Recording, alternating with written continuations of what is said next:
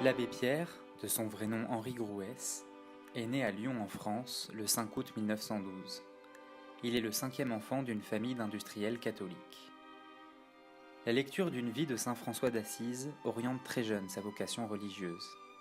Il sera ordonné prêtre en 1938. Résistant contre les forces nazies pendant la Seconde Guerre mondiale, il sera élu député de 1945 à 1951. Il fera entendre sa voix au sein de l'Assemblée nationale sur des thèmes qui lui sont chers, tels que la liberté et la paix. L'abbé Pierre est aussi un artiste. Dès son adolescence, il s'adonne à la peinture et au dessin. Passionné de photographie, il l'utilisera pour témoigner de la réalité du monde. En effet, l'abbé Pierre est avant tout un homme de combat.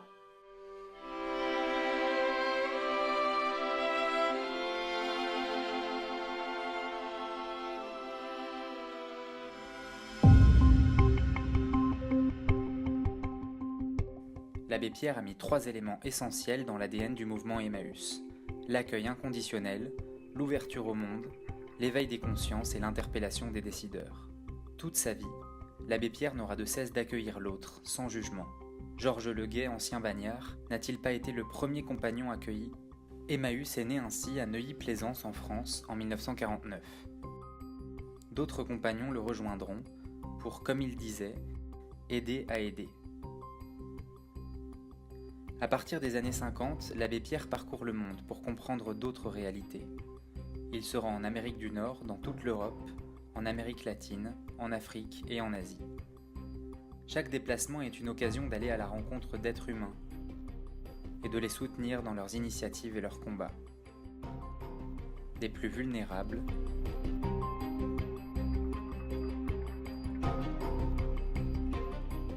aux personnalités les plus reconnues.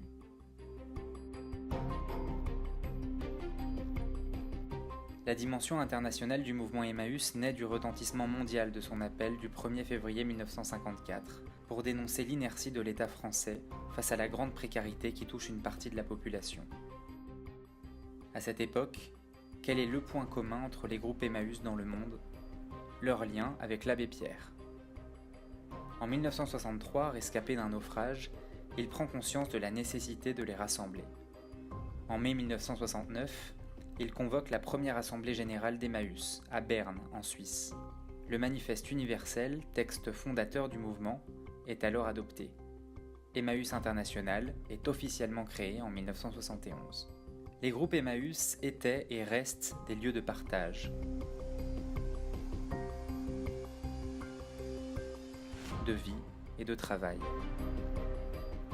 On s'y pose, on retrouve sa dignité, on reconquiert son autonomie. On y mène collectivement des actions durables, justes et équitables pour une réelle transformation de nos sociétés.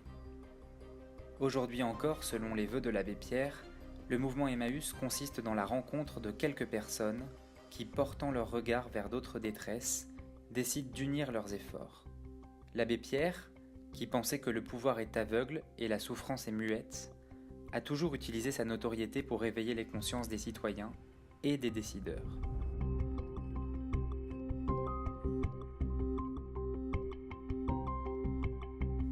Il voulait rendre visibles les sans-voix.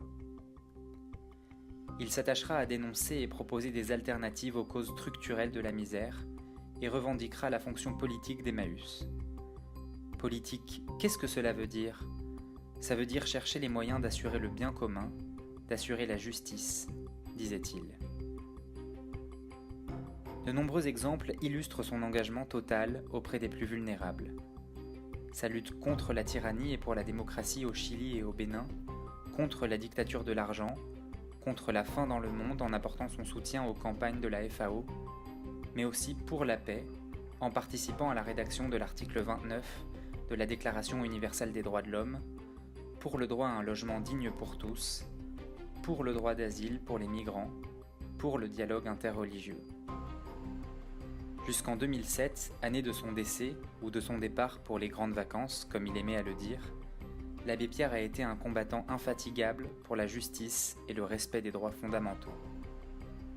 Relevons le défi qu'il nous a légué, et assumons le devoir de refuser d'obéir à ce qui détruit le bien.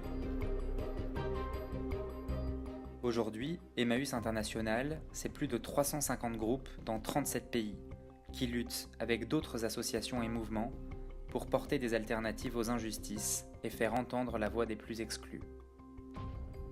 Ensemble, luttons pour une économie éthique et solidaire, pour la justice sociale et environnementale, pour la paix et la liberté de circulation et d'installation, pour une citoyenneté universelle.